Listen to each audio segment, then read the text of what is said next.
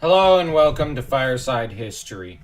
In the days that followed Mursali's death, Muwatalli succeeded to the throne. Now, there was a minor rebellion in the west, which troubled the king greatly, which would have easily been crushed by Shupaliumish and Mursali. But unfortunately, the Hittite Empire was no longer led by them, and was led by instead the incompetent sons who were of Mursali, who might have served better as court fools than as kings.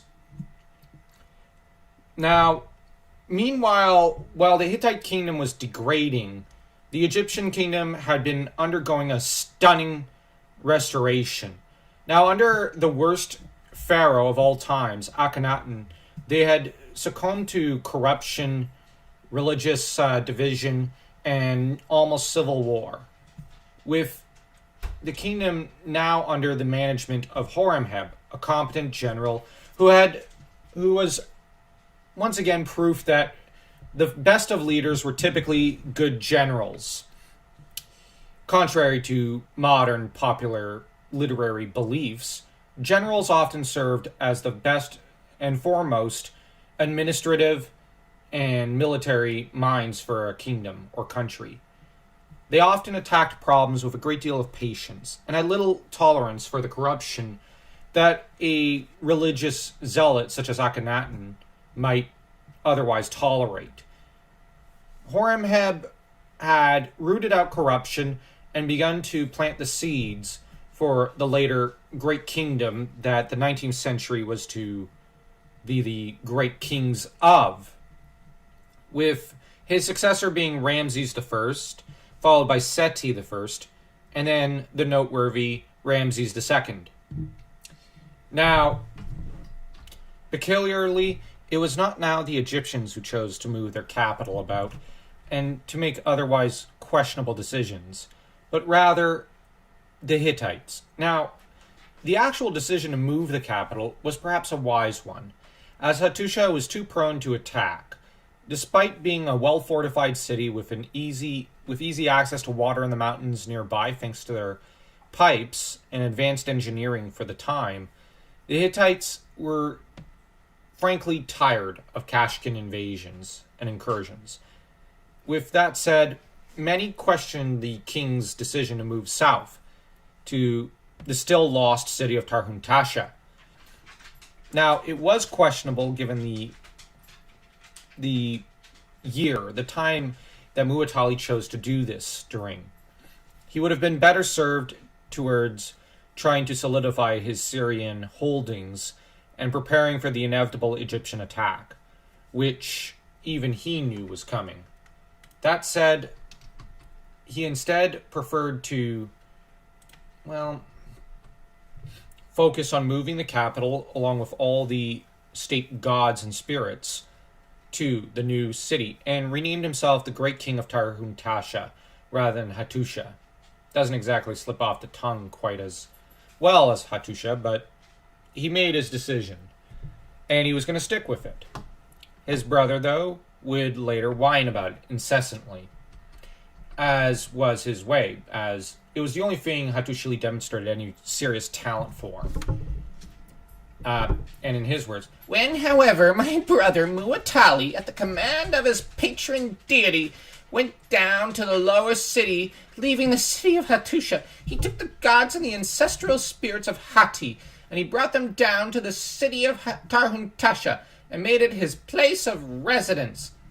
This is taken from the Apology of Hattusili, wherein he tries to excuse his later usurpation of the throne from his brother's line and his dividing of the kingdom in half for a chunk of its history.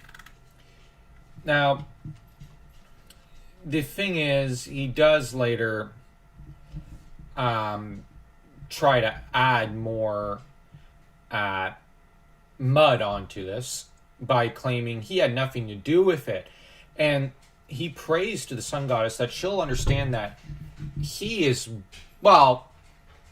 how do I put it? He's better. For me, it was a matter of coercion. Well, i.e. Muwatalli, was my master. But the transfer of the... Sorry, I added this stutter just for effect. But the transfer of the gods was in accordance with my wishes, and I was concerned about that order, and the silver and gold of all the gods to which God he gave the silver and gold of each of them. In that decision, too, I was not in any way involved. Yeah. Now, he later tried to claim credit for his brother's sound decisions. So which is it? Is he responsible for every decision? Because he did later claim that he was the puppeteer behind his brother's decisions. So is he the one who is responsible for every decision, or just the bad ones, or just the good ones? You see, the trouble of Hattusili is that he is a spin doctor.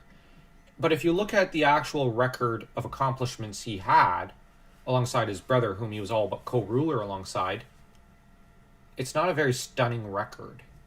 It's actually a record of incompetence and mismanagement and stupidity. Time and time again. Now, whereas Ramses, although an incompetent military commander, was a stunning administrator and, well, he managed it and husbanded his empire's resources with the kind of wisdom and intelligence that Mursili had for the Hittites. If only there had been a Ramses II for the Hittites, things might have turned out differently. But as things were, alas, the Hittites were destined to fade into, well, obscurity, as we later find out. No, but not without a last clash with Egypt, which is where we'll be taking our podcast in the next episode. So do like, share, subscribe, and leave a comment. As next time, we'll be discussing the Battle of Kadesh, the great battle that decided the destiny of two great empires, and that set the tone for the age that was to come.